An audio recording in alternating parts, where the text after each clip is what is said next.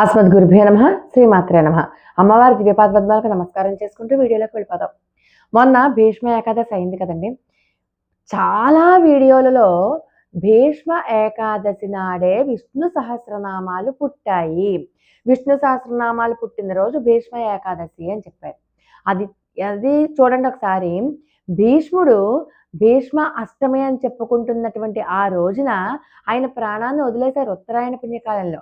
అంటే భీష్మాష్టమి తర్వాత వచ్చింది కదా ఏకాదశి. భీష్మాష్టమి, నవమి, దశమి, ఏకాదశి. ఆ భీష్మాష్టమి తర్వాత వచ్చిన ఏకాదశి కాబట్టి భీష్మ ఏకాదశి అని అన్నారు. కానీ భీష్మ ఏకాదశి నాడు విష్ణు సహస్రనామాలు పుట్టలేదు.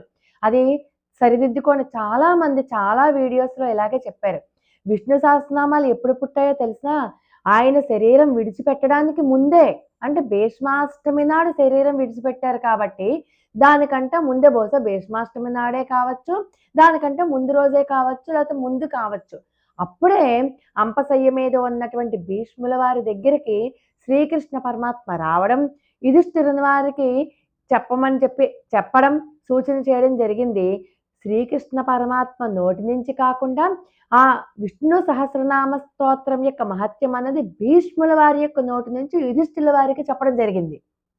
అంతే తప్పితే భీష్మ ఏకాదశి నాడు విష్ణు సహస్రనామాలు పుట్టాయి అని చెప్పడం మాత్రం సరికాదు. ఇది మాత్రం తప్పుగా చెప్పారు. సరే, దయచేసి అది సరిదిద్దుకోండి. భీష్మాష్టమి నాడు భీష్ముల వారు ఈ ప్రాణాన్ని వదిలిపెట్టేశారు. ఆయన పరమాత్మలో ఏకమైపోయారు. కాబట్టి అష్టమి తర్వాత వచ్చింది ఏకాదశి.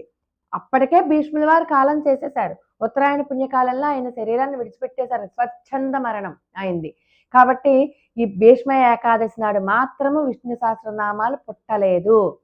లోకా సమస్త సుఖినో భవంతు.